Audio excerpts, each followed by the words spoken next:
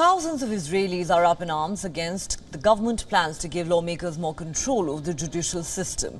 President Isaac Herzog's alternative changes have been rejected by Prime Minister Benjamin Netanyahu. The president has warned that Israel is at a turning point and the country may even witness a civil war.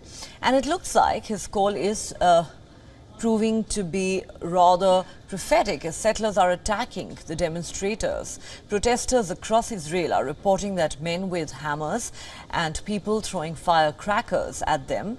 Many demonstrators also reported a number of attacks by taxi drivers. The Israeli government says the reforms are crucial. The government has been citing an imbalance that has given judges too much power over the elected representatives. Critics, notably on the right, have argued that Israel's top court judges have exceeded their authority on many occasions. The Netanyahu government wants to implement an override clause. It would allow Parliament or the Knesset to overrule some Supreme Court decisions with the support of 61 lawmakers in the 120-member legislature. The government sees it as a refusal by leftist opponents to accept the results of last November's election. The protesters say the future of Israeli democracy itself is at stake if the government succeeds in pushing through its plans.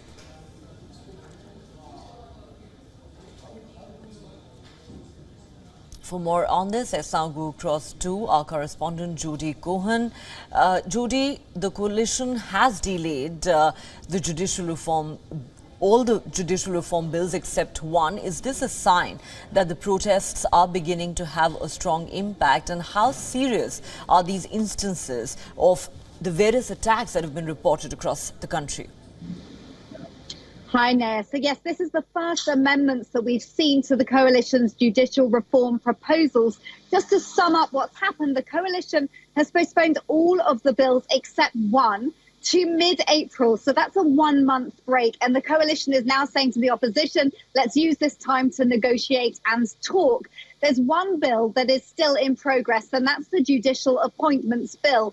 Now, that's been amended. The original bill had effectively meant that all judicial appointments would be under political control. Under the new proposals, a coalition would have control of the first 2 appointments to the Supreme Court during its government. But after that, it would need to seek a broader support, like a consensus candidate. Now, Yair Lapid, the head of the opposition, was quick to take to Twitter this morning and reject the new proposals. He said that this is still a hostile political takeover of the judicial system. And in debates, we've heard also members of the right wing also reject the amended bill, saying that this is a surrender to the left. Now, protesters, I think, will be seeing the amendment and the delays as a positive sign that while they might not agree with the content of the amended proposal, they will see this as a sign that the protests are having an impact. And we've seen 11 weeks of protests. We've seen hundreds of thousands of people all across the country taking to the streets in 150 locations, including the one I'm standing in right now. As you said, there have been some incidents of violence. I've been covering these protests for the last 11 weeks. I've seen some unpleasant incidents, but on the whole, the message that I've received from speaking to the protesters is one of, on the whole, there have been peaceful protests. On the whole, the protesters have been working in cooperation with the police when they've been blocking the roads and things like that. And they very much hope that that will continue in a peaceful manner. But we do know that on Thursday, they've been calling them days of disruption. But for this Thursday, they're calling it a day of paralysis that's being planned. And we can expect the protests to continue. All right. Clearly no end in sight to these protests. Thanks very much, Judy, for all those details. Thank you.